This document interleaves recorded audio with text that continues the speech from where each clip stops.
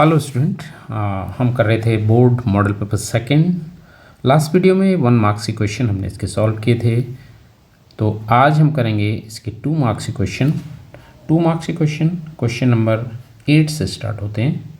तो question number 8 हमारा जो है सिद्ध करो कि समुच्चय 1 2 3 में r बराबर एक रिलेशन दिया है 1 1 2 2 3 3 1 2 एंड 2 3 द्वारा प्रदत्त संबंध स्वतुल्य है, परंतु ना तो सममित है और न ही संक्रामक है। तो ये क्वेश्चन है, तो इसको हम सॉल्व करते हैं।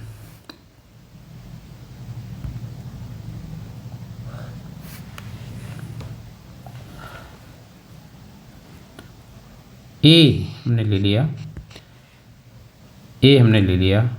1 2 3।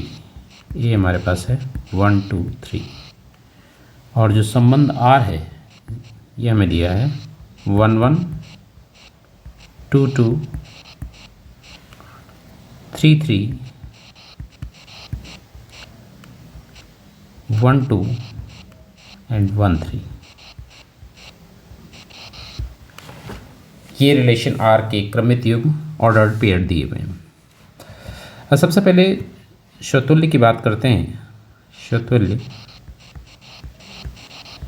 या इसको रिफ्लेक्सिव बोलते हैं।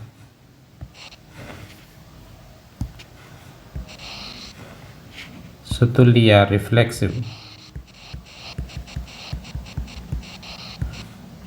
तो ये कोई भी संबंध स्वतुल्य या रिफ्लेक्सिव तभी होता है जब for every a belongs to a, मतलब ए के सारे एलिमेंट्स, इस ए के सारे एलिमेंट्स के लिए ए बिलोंग्स टू आर होना चाहिए। ए बिलोंग्स टू आर होना चाहिए। तो यहाँ पर देखते हैं, तो ए की जगह हम 1 2 या 3 ले सकते हैं।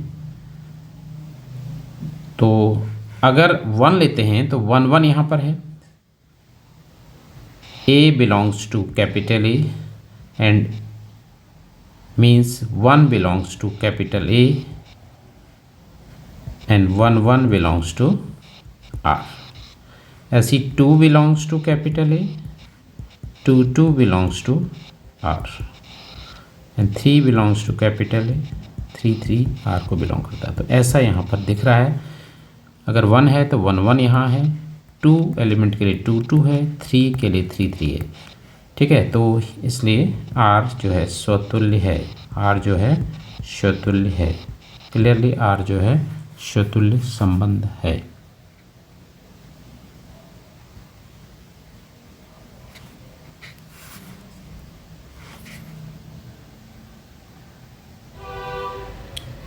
तो इस प्रकार हमने देखा कि संबंध स्वतुल्य है। दूसरा है, इसका जो दूसरा पार्ट होता है वो है सममित या सिमेट्रिक। सिमेट्रिक तभी होता कोई संबंध for every ordered pair A B belongs to R, this implies B A should belongs to R. A B अगर आर में है तो बी ए को भी आर में होना चाहिए। तो सभी ऑर्डर्ड पेयर के लिए अगर ऐसा देखते हैं, ठीक है, तो 1 2 को देखते हैं। Since 1 2 belongs to R, लेकिन इसका अगर चेंज कर दें तो 2 1 इसमें कहीं नहीं है, 2 1 नॉट बिलोंग्स टू R। तो एक ऐसा एग्जाम्पल हमें मिल गया, एक ऐसा ऑर्डर्ड पेयर मिल गया जिसके लिए 1 2 बिलोंग्स टू R है, 2 1 नॉट बिलोंग्स टू R है। देयरफॉर R सममित नहीं है। ये सममित तभी होता जब इस सभी ऑर्डर्ड पेयर का क्रम बदलने पर भी वो ऑर्डर्ड पेयर जो बनता नया वो भी इस R में होता। तीसरा है संक्रामक या ट्रांजिटिव। कोई भी संबंध ट्रांजिटिव कब होता है कि for every A B belongs to R, B C belongs to R, this should implies AC belongs to R। ठीक है, तो यहाँ पर देखते हैं ऐसा ऑर्डर पेयर जैसे 1 2 बिलोंग्स टू आर है and 2 3 belongs to R, but 1 3 को भी यहाँ होना चाहिए, तो 1 3 कहीं नहीं है order pair, 1 3 not belongs to R, इसलिए जो संबंध आर है वो संक्रामक या ट्रांजिटिव भी नहीं है, संक्रामक भी नहीं। देयरफॉर जो आर है, पहला हमने सिद्ध किया था स्वतुल्य रिफ्लेक्सिव है पर सममित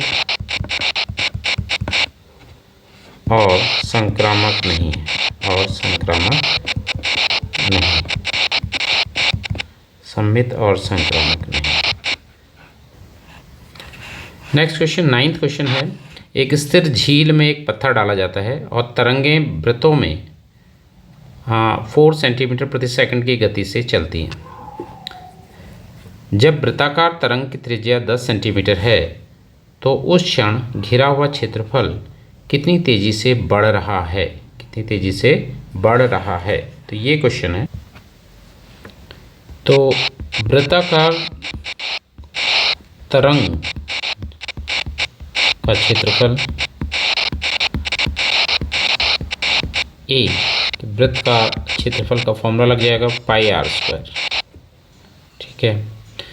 तो इसको डिफ्रेंशिएट करते हैं with respect to T, differentiate इसको कर देते हैं विद रेस्पेक्ट टू टी, तो ये dA/dt लेफ्ट साइड में, और यहाँ पाई कांस्टेंट है, r² पहले r का फंक्शन है तो इसको पहले r के रेस्पेक्ट में इसको डिफ्रेंशिएट करेंगे इनटू dr को देन dt के रेस्पेक्ट में डिफ्रेंशिएट करेंगे, तो ये आ गया dA/dt equal to pi into r² का आपका हो गया 2r r के रेस्पेक्ट में इंटू dr/dt। तो यहाँ क्वेश्चन में dr/dt ये दिया हुआ है 4 सेंटीमीटर प्रति सेकंड की गति से चल रहा है, तो 4 सेंटीमीटर प्रति सेकंड dr/dt की वैल्यू है, और dA/dt हमें जो निकालना है क्षेत्रफल कितनी तेज़ी से बढ़ रहा है, मतलब क्षेत्रफल परिवर्तन की दर हमें निकालनी है, और कब निकालनी है, जब r की वैल्यू 10 सेंटीमीटर दी हुई है, r की वैल्यू 10 सेंटीमीटर। तो ये वैल्यू जहाँ रख देते हैं तो this implies dA/dt equal to हमारा आ जाएगा pi into 2 into r 10 centimetre के इक्वल है, और dr/dt हमें दिया था 4 सेंटीमीटर प्रति सेकंड, तो दिस इम्प्लाइज dA/dt की जो वैल्यू निकल के आ रही है 2 4 जा 8 8 इंटू 10 80 पाई, क्योंकि रेडियस जो है सेंटीमीटर पर सेकंड में दिया था, तो एरिया चेंज की दर सेंटीमीटर स्क्वायर पर सेकंड हो जाएगी। तो इस प्रकार आयतन जो है 80 सेंटीमीटर पर सेंटीमीटर स्क्वायर, 80 पाई सेंटीमीटर स्क्वायर पर सेकंड की दर से बढ़ रहा होगा। नेक्स्ट क्वेश्चन एक इंटीग्रेशन का क्वेश्चन है। Integration exponential tan inverse x upon 1 + x² dx। तो हम इसको क्वेश्चन को देख रहे हैं तो हम जानते हैं कि tan इनवर्स x का जो अवकलन होता है 1/1 + x² होता है। तो सब्स्टिट्यूशन का क्वेश्चन है, तो सब्स्टिट्यूशन से इसको करेंगे और tan इनवर्स x को t मान के इसको हम हल कर। तो इस प्रकार इंटीग्रेशन है, तो लेट tan इनवर्स x हमने ले लिया t, इसको डिफ्रेंशिएट कर देते हैं विद रेस्पेक्ट टू x के सापेक्ष अवकलन कर देते हैं। tan इनवर्स x का होता है 1/1 + x² एंड t का हो गया dt/dx। तो dx को यहाँ लेफ्ट साइड में लेके आते हैं, तो dx/1 + x² की वैल्यू आ गई dt। Therefore equation 1 implies i की जो वैल्यू आ गई integration exponential tan inverse x, इसको हमने t लिया है, और dx/1 + x², dx/1 + x² की जगह हमने लेना है dt। तो एक्सपोनेंशियल t का इंटीग्रेशन t के रेस्पेक्ट में एक्सपोनेंशियल t होता है plus c। Finally therefore i की जो वैल्यू आ गई t को हमने माना था tan इनवर्स x को t माना था, तो t की जगह tan inverse x plus c।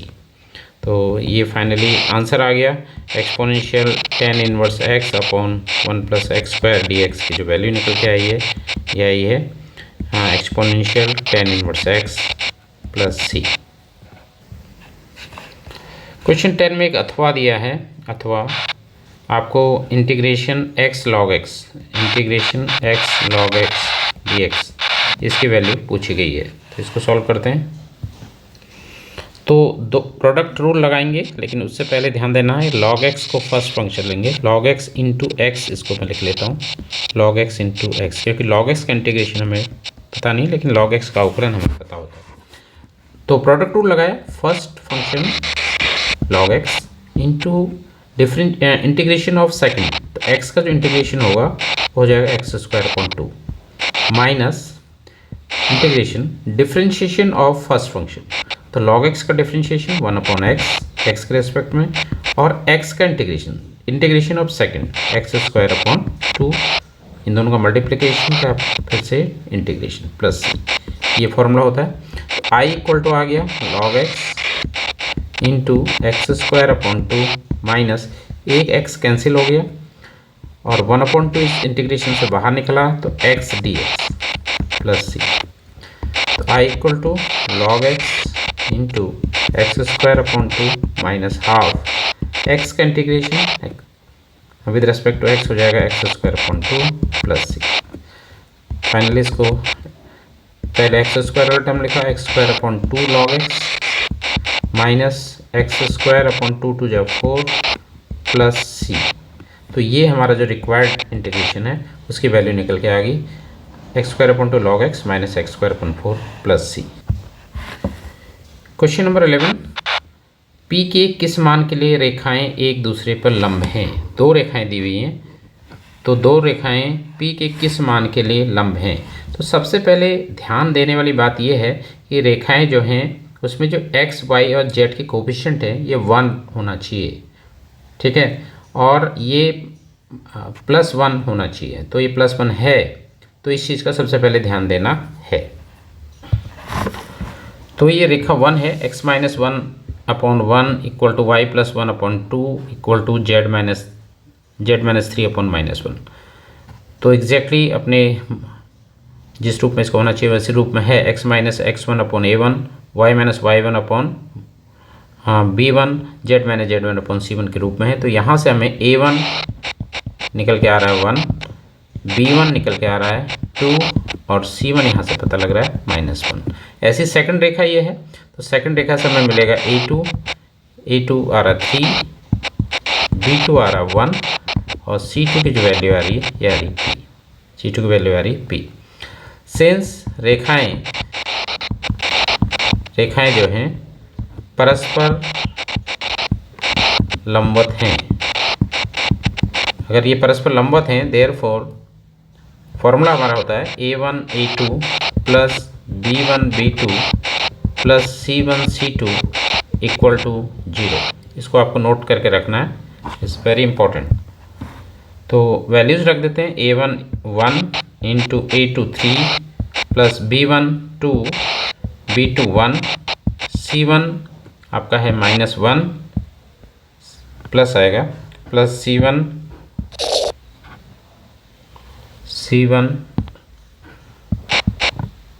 की वैल्यू आ रही है -1 इंटू p, c2 है p इक्वल टू 0। तो ये 3 plus 2 minus p equal to 0, 5 minus p equal to 0। तो p की वैल्यू निकल के आ गई 5। आपको p की वैल्यू फाइंड आउट करनी थी, तो p की वैल्यू आ गई 5। ये इसका आंसर। 2 मार्क्स का जो लास्ट क्वेश्चन है 12th क्वेश्चन, इसको अगर आप देखते हैं, एक पाठशाला में 1000 विद्यार्थी हैं जिसमें से 430 लड़कियां हैं। यह ज्ञात है कि 430 में से 10% लड़कियां कक्षा 12वीं में पढ़ती हैं। तो क्या प्रायिकता है कि एक यादृच्छिक चुना गया विद्यार्थी कक्षा 12 में पढ़ता है यदि यह ज्ञात है कि चुना गया विद्यार्थी लड़की है?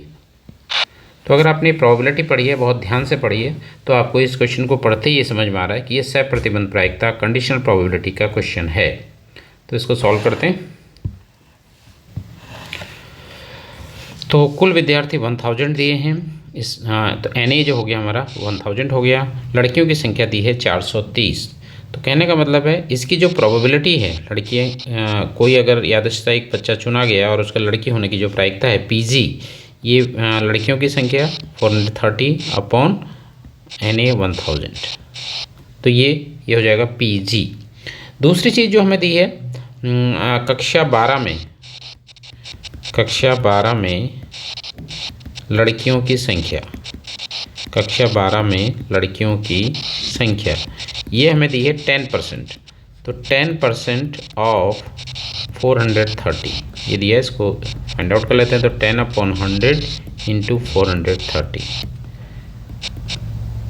तो ये आ गया 400, एक जीरो और कैंसिल हो गया, तो ये आ गया 43।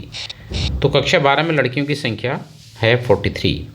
तो ये जो चीज़ है, एक तो बच्चा कक्षा 12 में पढ़ रहा है और दूसरा वो गर्ल्स है, तो इन दोनों का इंटरसेक्शन दिया हुआ है, ये 43 के इक्वल है। और अगर इसकी प्रोबेबिलिटी देखेंगे तो ये प्रोबेबिलिटी हो जाएगी 43/1000, क्योंकि ये जो 43 आया है ये नंबर आया है कक्षा 12 में पढ़ने वाले लड़कियों की संख्या। कक्षा 12 में भी है बच्चा और गर्ल्स भी है, तो ये हमने निकाला था 43, तो इसकी प्रोबेबिलिटी होगी 43/1000। अब हमसे पूछा क्या गया है, हमसे पूछा गया है, हमें दिया गया है कि बच्चा एक, अगर वह लड़की है, तो लड़की होना दिया गया है, तो ये जी नीचे आएगा, तो कक्षा 12 की लड़की है, ये हमसे पूछा गया।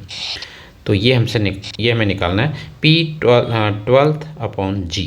तो ये आ जाएगा, इसके लिए फॉर्मूला है कंडीशनल प्रोबेबिलिटी में इन दोनों का इंटरसेक्शन ऊपर आता है और नीचे आ जाएगा PG, नीचे आ जाएगा PG। तो वैल्यूज पुट कर देंगे, तो ये वाली जो वैल्यू है P12 इंटरसेक्शन G यहाँ से पता लग रही है 43/1000 और PG जो है ये हमने निकाला है 430/1000। तो 1000 से 1000 कैंसिल, ये आ गया 43/430। अगर इसको 43 से कैंसिल करें, 43 1 जा 43 10 जा, तो ये रिक्वायर्ड जो प्रोबेबिलिटी है ये आ जाएगी 1/10। ठीक है, तो आज 2 मार्क्स क्वेश्चन हमने सॉल्व के लिए, आगे 4 मार्क्स क्वेश्चन नेक्स्ट वीडियो में। Thank you very much.